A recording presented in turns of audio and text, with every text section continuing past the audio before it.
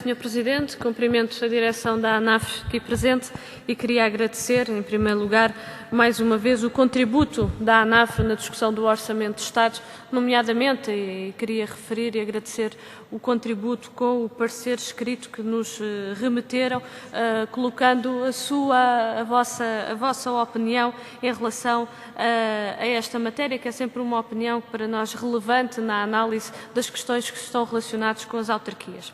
Eu queria começar nesta intervenção, por fazer uma referência àquilo que o PCP tinha vindo e tem vindo a alertar há muito tempo. Quando foi a discussão da extinção das freguesias, um dos argumentos que o Governo utilizava era mais meios para as freguesias. Quando vimos a proposta de lei para as finanças locais, verificámos que não foi esse o resultado, que as freguesias não iriam ter mais meios. Bem alertámos para isso. E olhamos agora para o Orçamento do Estado. Aí está a consumação dessa mesma realidade. Este debate da extinção de freguesias, como nós referimos, o verdadeiro objetivo foi sempre, na nossa perspectiva, atacar o regime democrático. Porque há pouco ouvimos o Sr. Deputado do PSD referir aqui a poupança de 8 milhões de euros, eu efetivamente também ainda não tinha ouvido este número, a poupança de 8 mil milhões de euros com esta reforma. Agora, a questão que se coloca é o que é que o país ganha pelo facto de ter perdido milhares de eleitos nas freguesias que trabalhavam em prol das populações em contraponto com 8 milhões de euros. É disto que a gente está a falar, não é? Ou seja, de uma intervenção de proximidade, de uma intervenção local, de pessoas que se candidatavam e que se empenhavam nas suas localidades e nas suas freguesias, obviamente que de acordo com cada um, independentemente da força política, mas cada um da sua força política, mas de facto é este o ataque, é a representatividade, que é a proximidade e que é de facto aquilo que nós não compreendemos e consideramos que este objetivo da extinção de freguesias foi muito mais profundo do que aquilo que parece. Mas, de qualquer das formas, o que está em cima da mesa, e nós também consideramos curioso o facto do relatório do Orçamento do Estado fazer um estratagema em que acaba por concluir, juntando o Fundo de Financiamento das Freguesias e a tal dita majoração, que na nossa perspectiva constituiu unicamente uma chantagem para levar as freguesias a decidirem de acordo com a opinião do Governo e daquilo que o Governo pretendia, para dizer que o Fundo de Financiamento de Freguesias se mantém, que eu acho que é desonesto este exercício que é feito no Orçamento do Estado. A verdade é que o Fundo, e tal, nós acompanhamos naturalmente esta reflexão que é feita, o Fundo reduziu 2 milhões e meio, número grosso, que é o que nós estamos a falar, mas a verdade é que de facto há esta intenção. Fala-se na necessidade das freguesias e falava-se de ter mais meios, de ter capacidade para responder, maior capacidade para responder às populações, a eficiência, à escala. Está demonstrado que não era isso que se pretendia.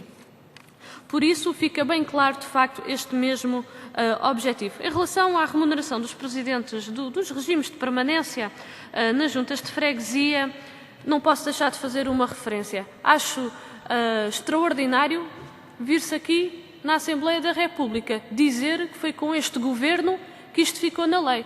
Senhores deputados do PSD, então não havia já uma lei anterior? O Governo não está a fazer nada de extraordinário, está a fazer aquilo que é a sua obrigação. Está a fazer aquilo que é a sua obrigação. É verdade que houve um Orçamento de Estado onde não teve, mas isto não é nenhum mérito do PSD, nem é nenhum mérito do Governo. É uma obrigação que está na lei, um direito que já consistia.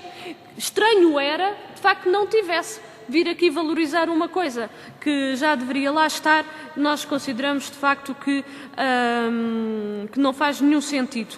Uma das questões, mas de certa forma o Sr. Presidente da ANAF já aqui referiu, porque nós tínhamos esta dúvida, era se a verba estava prevista para os regimes de permanência nas freguesias, era ou não suficiente. Nós tínhamos essa dúvida perante o corte, de certa forma já deram aqui a vossa opinião em relação a esta matéria, mas ainda assim não queria deixar de perguntar se já têm contabilizado, de acordo com os critérios para a atribuição deste regime de permanência, se temos mais juntas de freguesia ou seja, que integram e contemplam estes critérios ou não, já agora para percebermos em relação, porque recordo eram cerca de 400 que cumpriam os critérios, gostava de perguntar se já têm algum cálculo, quantas é que são neste momento. Uma última questão que gostaria de colocar, que se prende com o artigo 91. E, Sr. Presidente, vou tentar colocar da forma mais sucinta possível. No seu número 2 refere que os protocolos de auxílios financeiros que existiam para o financiamento de investimentos para realizar em edifícios de sede juntas de freguesia, que foram objeto de agregação e de fusão, caducam caso esses edifícios não se mantenham como sede dessas mesmas freguesias. Aqui está mais uma demonstração, na nossa perspectiva. Eu gostava de um comentário da ANAFRA em relação a este ponto concreto do Orçamento de Estado, da proposta que está em cima da mesa, mas está aqui mais um aspecto muito concreto de que os argumentos que foram utilizados são falsos, que é a questão da proximidade. Então, agora, porque o edifício, imaginando um edifício que já não vai ser oficialmente como sede da freguesia, então já não pode ser requalificado para que a nova freguesia possa utilizar este edifício para a manutenção do serviço público à população? O que está aqui subjacente é que há instalações que, se não tiverem as condições de funcionamento adequadas, e por isso essa mesma requalificação, não vão poder continuar a existir. O Governo dizia, não, os serviços vão se manter. Mas o que aqui está subjacente neste número é que há, efetivamente, serviços que não se vão manter e que a proximidade, como nós referimos, está efetivamente colocada em causa. Muito obrigada pela tolerância. Muito obrigada. Eu gostava de abordar aqui uma outra questão que a ANAFRA também aborda no seu parecer e que tem a ver com as questões e as medidas que estão contidas neste Orçamento de Estado para os trabalhadores. Eu vou abordar em duas vertentes, uma mais genérica, mas que, como a ANAFRA aqui coloca, nós também não podemos acompanhar este conjunto de medidas que visam reduzir as remunerações e retirar direitos aos trabalhadores das freguesias, aos trabalhadores dos municípios, aos trabalhadores em geral da administração pública, a todos os trabalhadores. Porque, de facto, este orçamento mantém e aprofunda, não é mantém, aprofunda esta desigualdade e esta austeridade que é imposta a quem trabalha e depois, para ao mesmo tempo, desvia estes recursos. Estamos a falar destas verbas desvias para a banca e os grandes grupos económicos. Mas eu gostaria aqui também de abordar uma outra questão, que é a redução de trabalhadores nas autarquias. E, de facto, o Sr. Presidente da ANAFRA já aqui referiu que em algumas freguesias esta medida não é execuível, sequer atendendo, de facto, ao número reduzido de trabalhadores. Mas a verdade é que esta redução de trabalhadores tem impactos quer no funcionamento das freguesias, mas, sobretudo, na resposta e nos serviços que são prestados à população.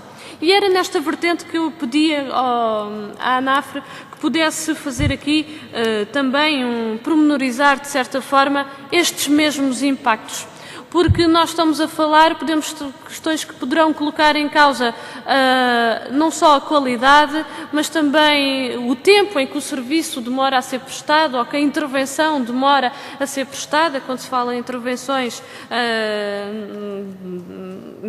concretas e ações concretas dos vários programas e projetos que as freguesias poderão desenvolver. E, para além de que há um aspecto que não foi aqui abordado, mas que está subjacente a esta matéria, porque este orçamento, à semelhança dos anteriores, não só mantém, como vai mais longe no ataque e na violação dos princípios constitucionais que estão consagrados para as autarquias, que é a sua autonomia.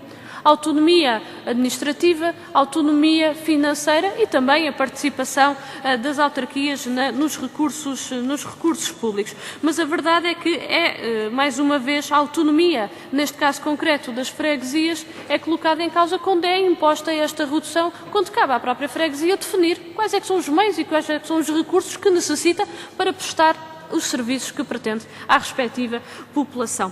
Eu não posso deixar de terminar sem fazer aqui uma referência novamente, porque nós, obviamente, consideramos que são declarações que não fazem nenhum sentido e não correspondem de forma alguma à realidade. Ou seja, considerar-se um orçamento positivo, como considerou o PSD aqui nesta reunião para as freguesias, é não ter em conta não só aquelas que são as necessidades, mas é não ter em conta a dinâmica das próprias freguesias. Falar-se em dignificação das freguesias, quando se extingue freguesias. Fala-se de que tem-se uma grande consideração pelos autarcas de freguesia, mas depois não dão meios para que os autarcas possam desempenhar um melhor papel e uma melhor intervenção junto à população. Nós consideramos, de facto, que é inaceitável e que este discurso está completamente contrariado pela ação prática, e a ação prática vai exatamente no sentido oposto. Não é de dignificação, é de desvalorização da freguesia e dos seus autarcas de freguesia. Nós não acompanhamos, evidentemente, porque nós consideramos, de facto, que devia ser um outro rumo e que não este que está a ser seguido.